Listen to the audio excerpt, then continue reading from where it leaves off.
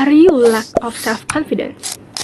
If a new manager lacks of self-confidence, he or she is more likely to avoid difficult and confrontation and may tend to over-control their subordinates, which is called micromanaging. A lack of self-confidence also leads to the less sharing of information and less time hiring and developing capable people. So, what is an organizational behavior? I'm Nakutek Nasyapuli Darmawan and my student ID number is 251101142 and I will explain about organizational behavior. Organizational behavior, or commonly called OB, is an interdisciplinary field dedicated to the study of human attitudes, behavior, and performances in organizations, economics, ethics, and vocational counseling, as well as the discipline of management. The concept and principles of organizational behavior are important to managers because in every organization, human beings ultimately make the decisions that control how the organization acquires or uses their resources. Those people may cooperate with, compete with, support, or undermine one another. Their beliefs and feelings about themselves, their co-workers, and their organization shape what they do and how well they do it. People can distract the organization from its strategy by engaging in a conflict and misunderstandings, or they can pool their diverse talents and perspectives to accomplish much more as a group than they could ever do as an individual. So, in short, organizational behavior is a study of how individual or a group tends to act in their organization. Perception is the cognitive process people use to make sense out of the environment by selecting, organizing, and interpreting information from the environment. Thus, a perceptual selectivity is the process by which individuals subconsciously screen and select the various objects and stimuli that therefore evident. And perceptual distortion is an error in perceptual judgment that arises from inaccurate in any part of the perceptual process. Attribution or judgment about what causes a person's behavior. Factor that influence attribution is consistency, consensus, and distinctiveness. The next, personality. An individual personality is the set of characteristics that underlie a relatively stable pattern of behavior. Personality traits. 1. Extroversion, which a person is outgoing, sociable, assertive, and comfortable with interpersonal relationships. 2. Agreeableness, which a person is able to get along with others by being good-natured, likable, cooperative, forgiving, understanding, and trusting. 3. Conscientious, which a person is focused on a few goals, thus behaving in ways that are responsible, dependable, persistent, and achievement-oriented. 4. Emotional stability, which a person is calm, enthusiastic, and self-confident rather than tense, depressed, moody, or insecure. And 5. Opens to experience, which a person has a broad range of interests and is imaginative, creative, artistically sensitive, and willing to consider new ideas. And next is emotional intelligence. Includes your basic components. 1. Self-awareness. The basis for all the other components is being aware of what you are feeling.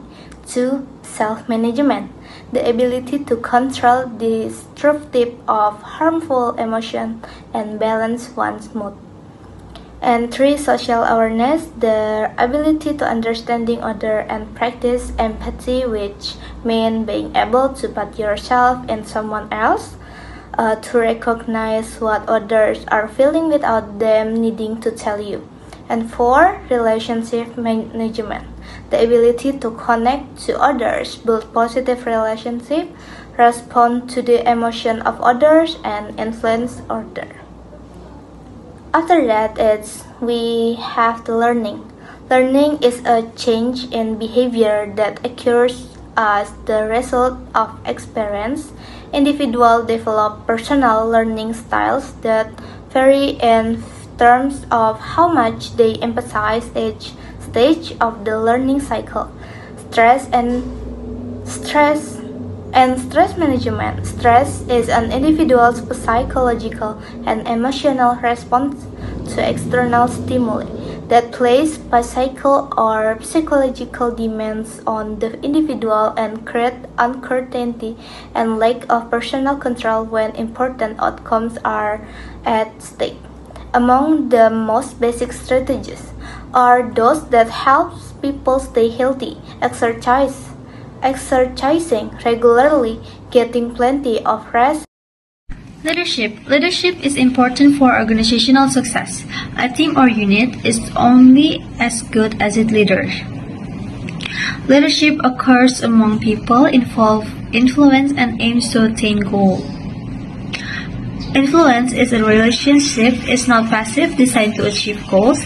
Leadership is an ability to influence people toward goal achievement. Contemporary leadership. Leadership involves as organizational, face technology, economic, globalization, ethic, and social changes. Post-historic leadership is focused on humility, collaboration, and supporting others over personal glory. Level 5 leadership combines modesty and strong will, accept failures, credit success to others, and develop future leaders. Interactive leadership is based on relationship, inclusion, and teamwork. From management to leadership, management is stability, order, and problem solving. Leadership is vision, creativity, and change. Both are needed. Leadership traits. Traits is intelligence, honesty, confidence, and appearance. The great man view is trait makes leaders.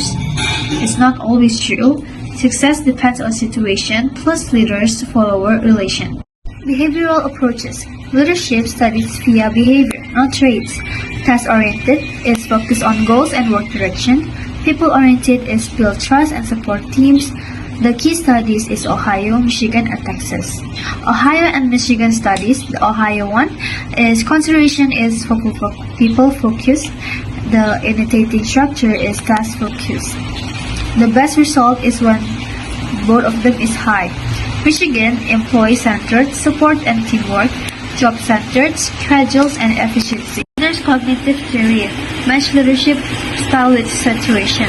Task-oriented is the best in very favorable and very unfavorable situation. Relationship-oriented is the best in moderate situation. Effectiveness depends on leader-member relation, task structures, and position powers. Substitutes for leadership. Substitute is reduced needs for leaders. And the next thing is there is charismatic and transformational leadership. For the charismatic leadership itself is a leadership that inspires, empowers, and creates strong emotional impact. And the impact itself, it can be negative or positive. And the second one is transformational leadership. It's a leadership that drives change, shares vision, motivates growth, and focuses on innovation and relationship versus rules and rewards. The effective one is critical, active, independent, and solution-oriented. And the next one is power and influence.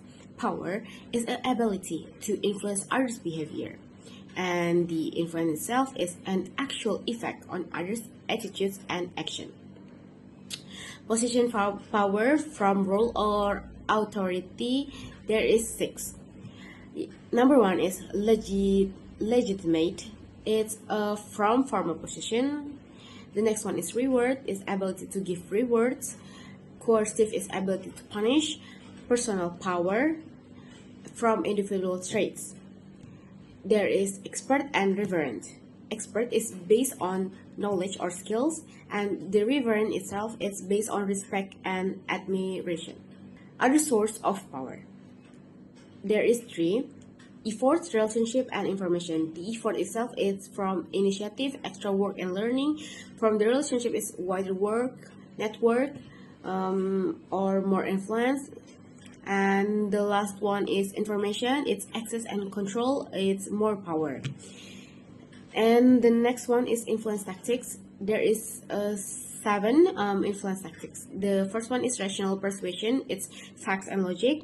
The number 2 is likability. It's build trust and respect. Number 3 is reciprocity. It's exchange favors. Number 4 is allies. Build strong networks. Number 5 is direct request. It's ask clearly.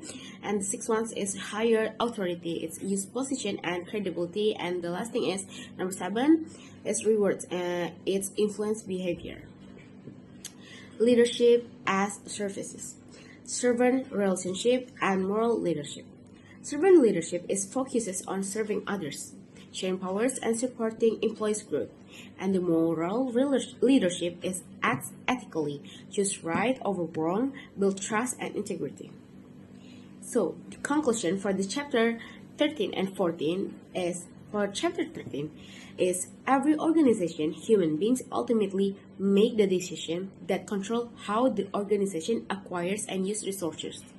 Thus, people may cooperate with, compete with, support, or undermine one another. And conclusion for chapter 14 is leadership drives vision, inspires people, and adapts to situation. Effective leadership balances power, influence, ethics, and collaboration to achieve shared goals. Chapter 13 Evaluation. First, define attitudes and explain their relationship to personality, perception, and behavior. Second, discuss the importance of work-related attitudes. Third, identify major personality traits and describe how personality can influence workplace attitudes and behaviors. Fourth, define the 4 components of emotional intelligence and explain why they are important for today's manager.